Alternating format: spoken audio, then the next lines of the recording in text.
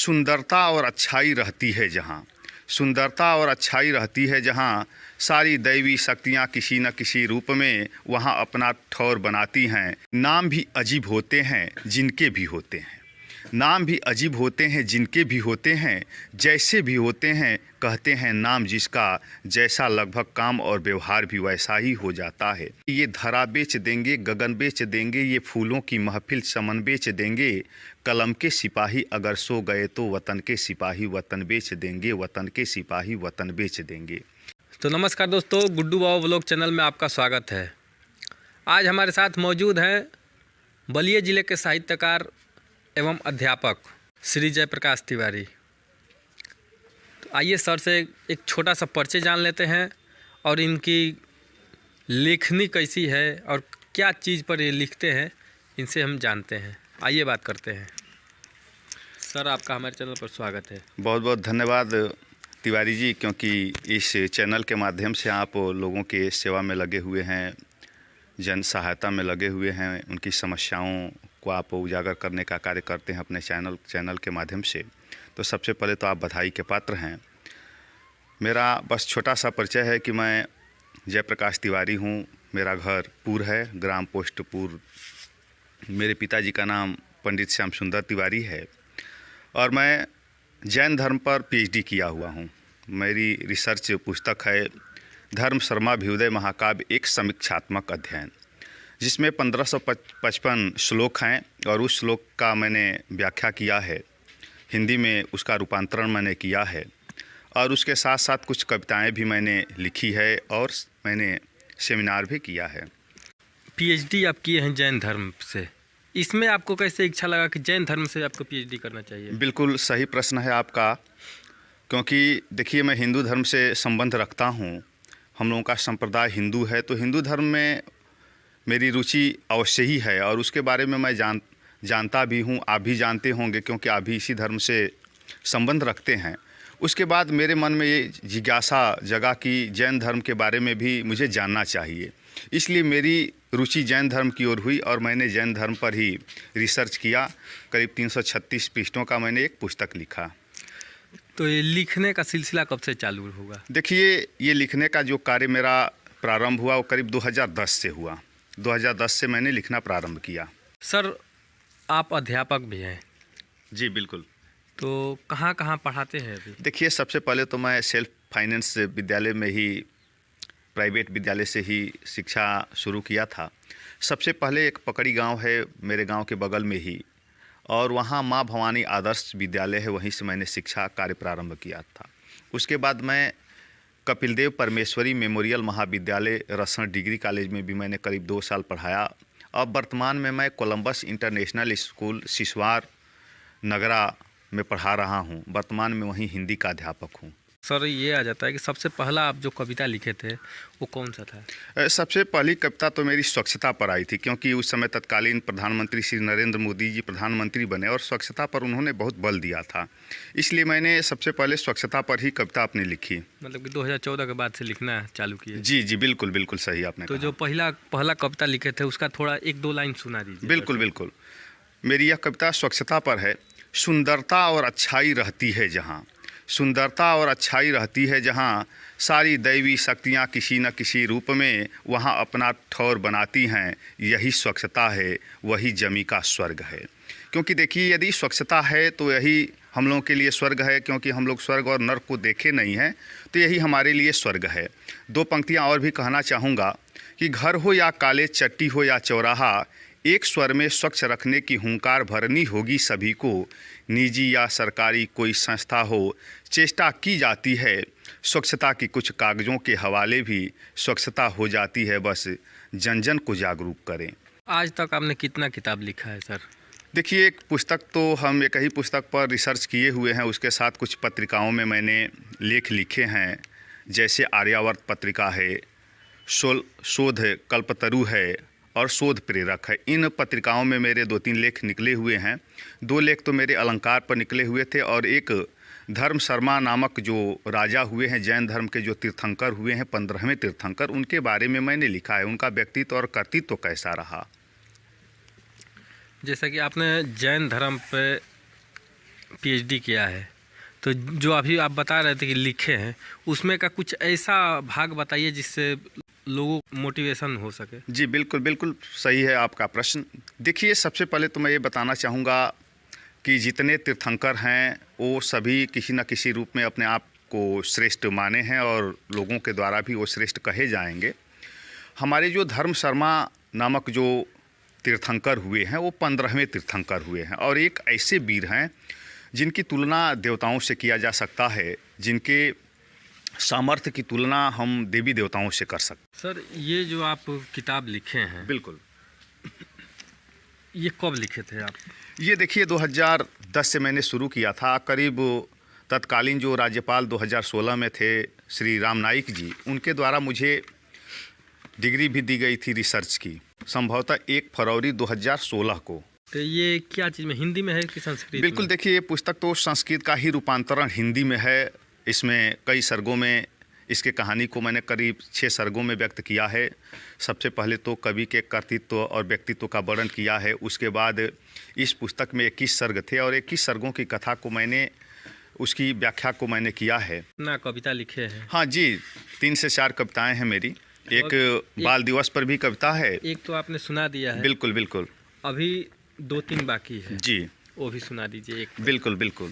तो अब इसके बाद एक नाम पर भी मेरी कविता है, क्योंकि नाम भी जैसे लोगों के जिस प्रकार के होते हैं, कुछ उनके गुण भी आ जाते हैं नाम तो के अनुसार। बिल्कुल बिल्कुल। तो मेरे एक कविता है नाम पर भी कि नाम भी अजीब होते हैं जिनके भी होते हैं, नाम भी अजीब होते हैं जिनके भी होते हैं, जैसे भी होते हैं कहते हैं नाम जिसका, जैसा लगभग काम और व्यवहार भी वैसा ही हो जाता है। ये रीति है या नीति है समझ नहीं आती। विवेकानंद जथा नाम तथा गुण, स्वामी राम तीर्थ जथा नाम तथा गुण, चाणक्य वैसा ही हमारे तरफ नाम भी अजीब होते हैं लोगों के, पता नहीं लोग क्यों रखते हैं नाम ऐसा। टुन टुन चुनमुन बम बम, खूंटी मलेला ताखा, शेर मुस भुअरा करियवा, ऐंचा काना, सुरवा मंटू संटू पिंटू चिंटू, अजीब अजीब नाम। कयामत सी बरस जाती है इन नामों की, बच्चा जैसा शुरू नाम वैसा शुरू, और घर वाले नहीं रखे तो क्या गम। अभी तक आपने सेमिनार कहाँ कहाँ किया है? देखिए, सेमिनार मैं मिर्ज़ापुर से लेकर गाजीपुर, उत्तराखंड और अपने ज़िले में भी 2-3 सेमिनार मैंने किया है।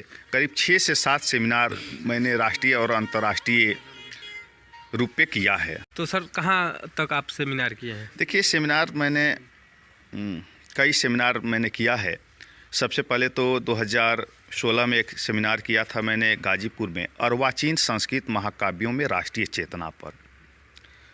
उसके बाद नेशनल एजुकेशन पॉलिसी 2020 पर भी मैंने फरवरी 2020 में सेमिनार किया, और उसके साथ साथ अंतर्राष्ट्रीय सेमिनार में लोक कला प्रदर्शन पर भी मैंने सेमिनार किया। आधुनिक राजनैतिक व सामाजिक परिप्रेक्ष्य में भी मैंने अनुसंधान पर भी मैंने सेमिनार किया है, संगोष्ठी किया है। इस प्रकार मैंने राष्ट्रीय अंतर्राष्ट्रीय सेमिनार किया है। उसके साथ साथ राष्ट्रीय शिक्षा नीति 2018 में भी मैंने सेमिनार किया है। सर, अभी नया साल चल रहा है, बिल्कुल, इसमें आप दर्शक को क्या सुनाना चाहेंगे? देखिए, नए साल पर भी एक मेरी छोटी सी कविता है। उम्मीद है कि दर्शकों के हृदय को स्पर्श करेगी यह कविता, क्योंकि जो ये माहौल चल रहा था अभी कोरोना काल का, इससे हम लोगों ने बहुतों को खोया है, और हम लोगों ने ऐसे लोगों को खोया है जो हम लोगों से संपर्क में सीधे जुड़े हुए थे। तो उस पर भी मैंने एक कविता लिखी है इस नए वर्ष और पुराने वर्ष को मिला करके, कि अलविदा 21 स्वागत नए वर्ष की। इस कविता का शीर्षक है कि अलविदा 21 स्वागत नए वर्ष की, करते हैं हम दिल से वो आया था नया साल 21, अपने नए अंदाज को जन जन तक पहुंचाने को बताने को अब मैं जा रहा हूं, फिर आऊँगा नया रूप लेकर, आप भूल जाओ। क्योंकि देखिए, जब हमारे लोग अपने लोग मरे हुए थे इस कोरोना काल से, इस विकट परिवेश में, तो कहीं ना कहीं हमारे मन को, हम लोगों को कहीं ना कहीं किसी न किसी रूप में अवश्य ही कष्ट पहुंचा था।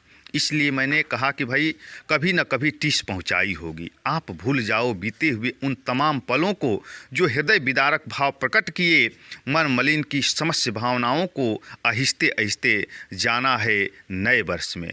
आपके साथ चले जो शुद्धता का पर्याय बनकर, हे मनोरम वर्ष, स्वागत स्वागत बारंबार स्वागत आपकी, फैला दो जहां में खुशियां इतनी, आनंद सागर तले पुलकित हो जहां हर मानव, स्वागतम स्वागतम स्वागतम, हे नए वर्ष स्वागतम। ये सब तो हो गया सर, लेकिन अभी ठंड का मौसम है, लेकिन यहाँ का माहौल गर्म लग रहा है। राजनीति पर आ जाते हैं। बिल्कुल। राजनीति में अभी क्या लग रहा है? देखिए, कभी एक समय था कि हम बहुजन के साथ भी थे, कभी सपा के साथ भी थे, लेकिन आज जो माहौल है हमें लग रहा है कि बीजेपी का माहौल अच्छा चल रहा है हमारे दृष्टि में, और उसका ही माहौल अच्छा रहना चाहिए, क्योंकि जिस सरकार की नीतियां अच्छी हैं तो उसका शासन भी अच्छा होगा।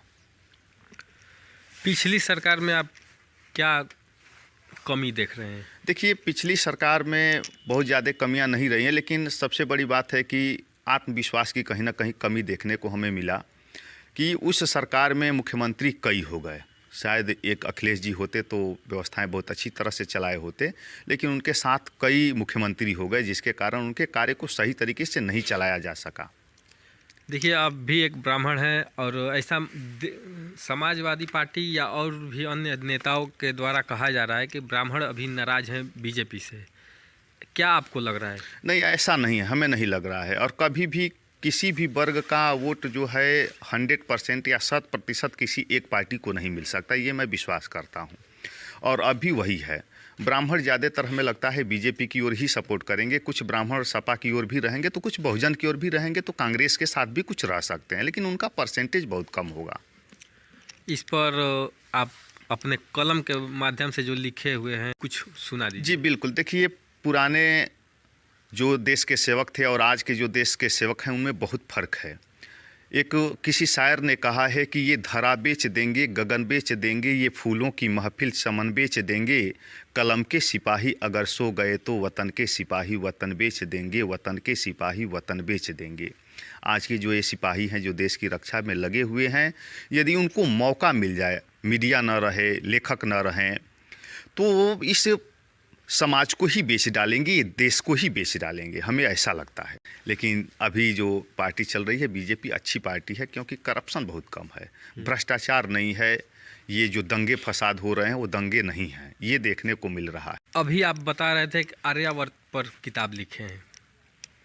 जी बिल्कुल। उसमें क्या लिखे हैं? देखिए, आर्यावर्त नामक एक पत्रिका है, और उस पत्रिका में मेरी एक लेख है जिसका नाम है अलंकार से संबंधित है, जिसका नाम, देखिए ये मेरी पत्रिका है, ये मेरी पत्रिका है और इसमें ही मेरा लेख निकला हुआ है, और उस लेख का नाम है अलंकार के स्वरूप, संख्या एवं विकास क्रम। की मतलब विद्वानों ने किस विद्वानों ने, कौन कौन से विद्वान आए, कब कब आए, और उनका अलंकार के प्रति क्या रुझान रहा, उन्होंने अपना क्या मत प्रदान किया, क्या लिखा, इस बारे में मैंने लिखा हुआ है इस पत्रिका के माध्यम से, इस लेख के माध्यम से। सर, आप इसमें क्या लिखे हैं? देखिए, इसमें मेरा अलंकार पर ही है, जैसे शब्दालंकार हैं, अर्थालंकार हैं, तो इनके कितने कितने भेद हैं, कौन कौन से विद्वानों ने क्या क्या भेद माना है, किसने किस अलंकार को स्वीकार किया है, यही मैंने इस पुस्तक में लिखा है। आप लेखनी लाइन में किसको आइडल मानते हैं? देखिए, सबसे पहले तो एक संस्कृत पर मेरा रिसर्च होने के कारण मैं सबसे पहले तो कालिदास को ही मानूंगा, क्योंकि उपमा के क्षेत्र में कालिदास की प्रथम रूप में रखे गए हैं, प्रथम सोपान पर हैं।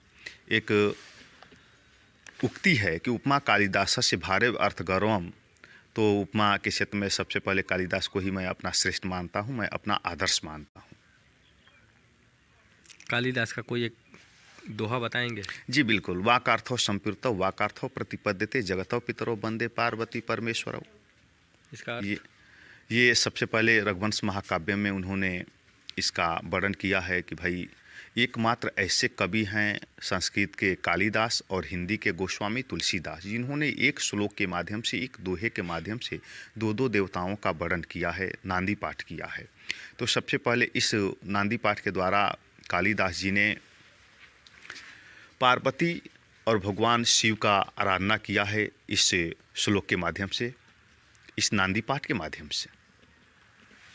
चलिए, आपसे बात करके बहुत अच्छा लगा हमें, और ऐसे ही आप कविता लिखते रहिए ताकि दर्शक भी सुने। तो दोस्तों, आपको वीडियो अगर अच्छा लगा हो तो आप हमारे चैनल को सब्सक्राइब करिए, वीडियो को लाइक करिए, और सर का ज़्यादा मनोबल बढ़ाने के लिए और मेरा भी मनोबल बढ़ाने के लिए वीडियो को शेयर कर दीजिए एक बार, ताकि हम लोगों का मनोबल बढ़ता ही रहे। जय हिंद।